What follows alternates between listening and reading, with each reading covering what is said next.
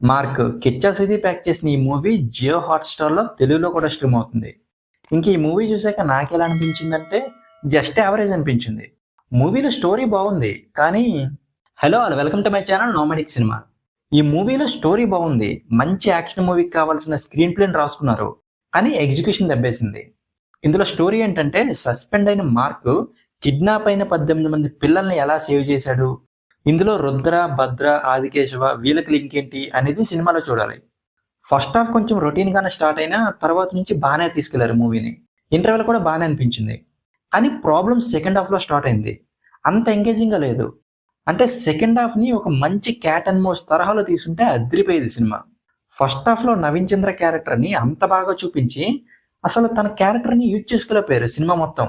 Second half లో last లో వస్తాడు, వచ్చాక ఏం జరుగుద్దో అందరికీ తెలిసిందే. అలాగే టామ్ చాకో క్యారెక్టర్ ని కూడా యూజ్ చేసుకోలేదు ప్రాపర్ గా. నవీన్ చంద్ర అండ్ టామ్ చాకో వీళ్ళిద్దరు యాక్టింగ్ కూడా బానే ఉంది. ఇంకా అజయ్ మార్కండయ్య అలియాస్ మార్క్ గా చేసిన కిచ్చా సుదీప్ యాక్టింగ్ కూడా ఎందుకో కొంచెం డల్ గా అనిపించింది. తనకి ఆ గెటప్ కూడా అంతగా సెట్ కాలేదు. అలాగే అజనీష్ లోక్నాథ్ ఇచ్చిన బీజియం పర్లేదు, బానే ఉంది. ఇంకా డైరెక్టర్ విజయ్ కార్తికేయ ఒక మంచి స్టోరీని తీసుకున్నారు. అలాగే ఒక మంచి యాక్షన్ మూవీకి కావాల్సిన స్క్రీన్ ప్లేని కూడా రాసుకున్నారు.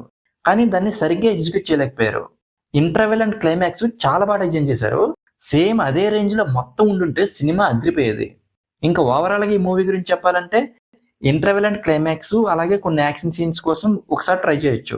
చాలా చోట్ల లోకేష్ కనకరాజ్ మూవీస్ గుర్తొచ్చాయి నాకైతే.